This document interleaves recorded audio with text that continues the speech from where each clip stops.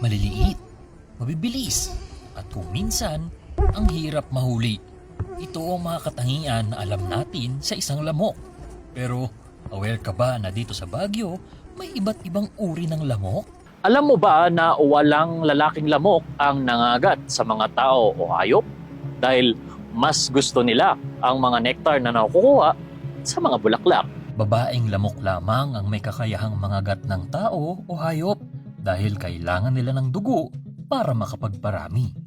Kaya bakit di natin idaan sa isang pageant? Ladies and gentlemen, welcome to Miss Lamok Baguio 2024 and presenting the contestant number 1, si Culex Mosquito. Madalas siyang makita sa mga maruruming tubig. Madalas itong aktibo tuwing hapon, gabi at madaling araw. Kung susuring mabuti, nasa 4 to 10 millimeters ang haba nito. Color brown ito at wala gaanong marka sa kanilang thorax, legs at pakpak. The one you see here on your screen is the Culex, and it loves dirty water. Ang Culex Mosquito na naniniwala sa kasabihan, ang paglilinis sa mga tahanan ay hindi kailangan upang inyong makanal aming pamugaran. Moving forward kay contestant number 2, si Aedes albopictus. Tinatawag din itong Asian tiger mosquito at sinasabing vector ng chikungunya, dengue at Zika virus. Isa siyang naturalist dahil gustong-gusto nito gawing breeding grounds ang mga halaman. Nasa 3 to 7 millimeters ang laki nito. Mas maliit kumpara sa Culex, ngunit mas madalas itong makita sa mga urbanized areas dahil sa presensya ng mga tao.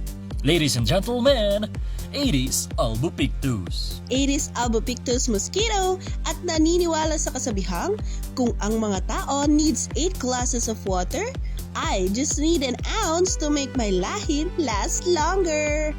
And last but not the least, the darling of the crowd, si Aedes aegypti. Katulad ni Aedes albopictus, may white lines din ang mga ito. Ang kaibahan lang nila ay ang Aedes aegypti ay may 2 curved white lines sa gilid ng kanilang thorax. Mahilig sila sa mga artificial water containers na mahilig mahanap sa loob ng bahay. Once again, ladies and gentlemen, Aedes aegypti. Ako si Aedes aegypti at naniniwala sa kasabihan na ang komunidad na walang pake ay ang komunidad na madaling tamaan ng dengue.